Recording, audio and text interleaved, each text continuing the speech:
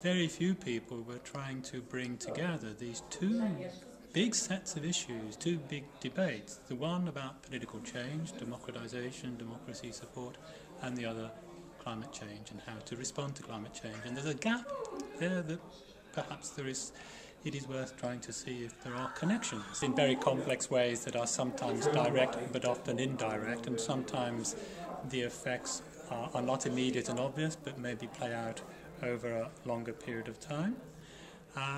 One thought, and perhaps it is a worrying thought, is that the harmful effects of climate change will make it more difficult for new democracies to persist in stabilising their new democracy, and make it more difficult for non-democracies even to get onto the path of becoming democratic. And this may be especially true in those parts of the world that have what are called fragile states, weak states, not necessarily failing or collapsed, but nevertheless states that are still somewhat shaky. Turning it around, as we heard in the discussion today, there is at least a conventional assumption that maybe with respect to matters to do with the environment, democracies will do it better. In some sense, they are better equipped to rise to environmental challenges. And if that is the case, this prompts the question, if humankind is to make an appropriate response to climate change, would a world in which there were more stable democracies be more likely to reach a solution? Is it the case that democracies are doing better? I don't think it is as simple as that, for various reasons. One is I believe that getting to be like a stable democracy is a rocky road. Many countries are trying that, but finding that obstacles along the way, there are setbacks, it can throw up instability. Secondly, that democracy is not a sufficient response to this particularly thorny issue. I think issues of governance and executive capacity also come in. One can have a stable democracy but not really be able to achieve very much. And it is possible to have effective governance even in the absence of a strong democratic system.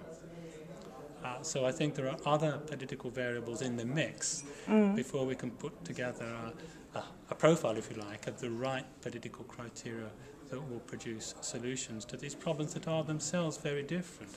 The mitigation problem, reducing greenhouse gas emissions, is not the same problem as the adaptation problem, protecting citizens who are vulnerable to, exposed to the harmful effects of climate change. And we cannot assume necessarily that exactly the same set of political institutions will be best equipped to tackle both of those huge, complex challenges. My question is, do they have to be tackled at the same time? Can countries, for example, the poorer countries, start already with mitigation efforts as best as they can, like reforestation? I think that's a very good question indeed, and it raises the other questions like, well, how long have we got? Some of the scientists tell us some very scary stories about tipping points and turning points, that things have to be done before it is too late. And given that we believe that it will not be very long before the developing world as a whole is making the lion's share of the contribution to new greenhouse gas emissions, that would seem to suggest that developing countries, as well as the developed countries, must start fairly soon to reduce at least the rate of increase in their CO2 or general greenhouse gas emissions, and cannot be, as it were, excused indefinitely.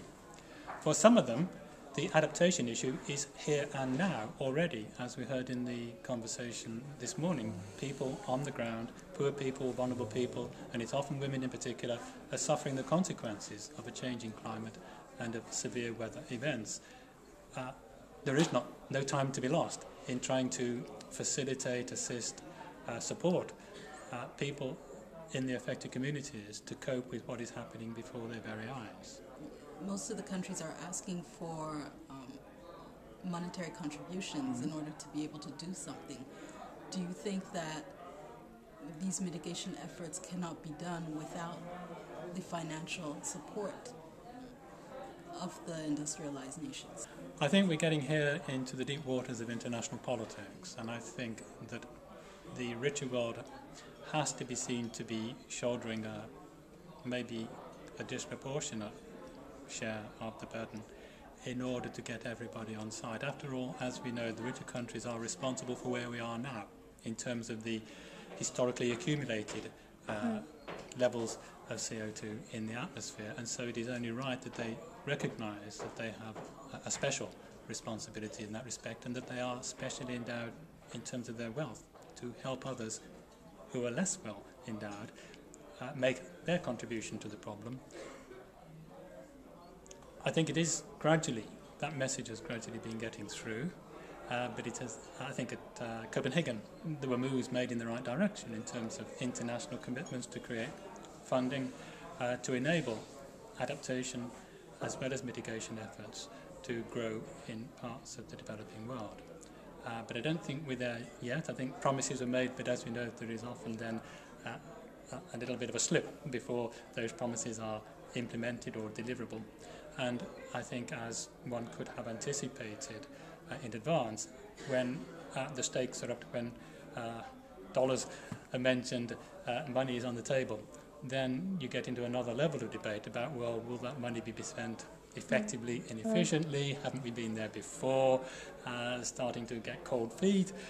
And it takes a while to put on the ground the mechanism for making sure that the expense does actually meet the objectives that it is supposed to meet, and to build trust that that will happen. And I think we're still in that stage of the game, as it were. Before this morning's meeting, I commented to one of the other speakers that perhaps at Copenhagen we had expectations that were a little bit too high, and no wonder we were disappointed with the outcome. Maybe at Cancun we now have rather modest expectations in the light of Copenhagen, and maybe we will be pleasantly surprised as a result of what is finally decided there.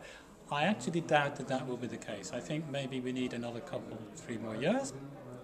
One reason for saying that is, of course, that in China there is, we know, going to be a leadership change, and maybe leaders matter.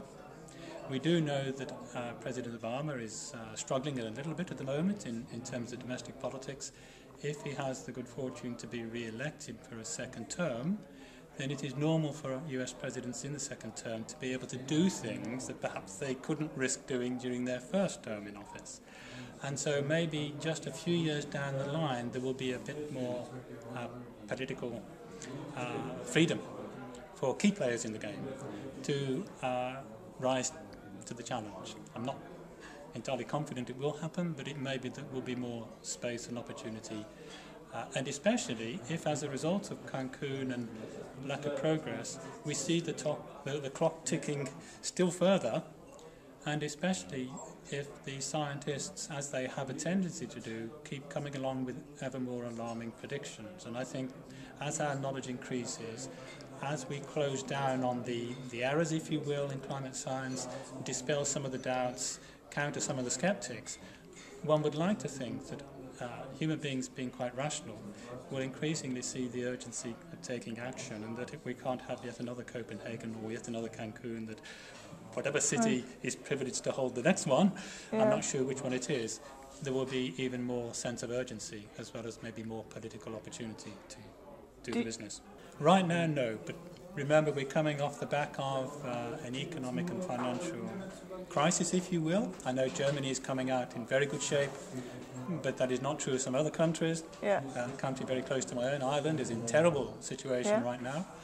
And we know that may not be the end of the story. And so the minds of politicians are distracted, shall we say. They have other, they are firefighting, they have other things to try and attend to.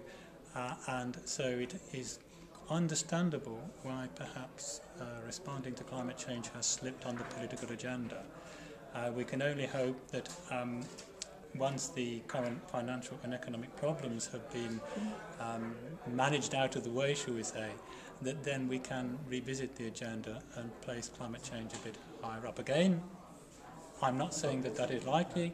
I do think there are 1 or 2 other issues that are looming that will come along and take the eye. For example, let us say, for example, if it is found that Iran does have nuclear weapons capability, that again is going to, I think, considerably tax the ability of our political leaders, and again may mean that they take their eye off the climate change ball for a while. But as I say, the clock is ticking.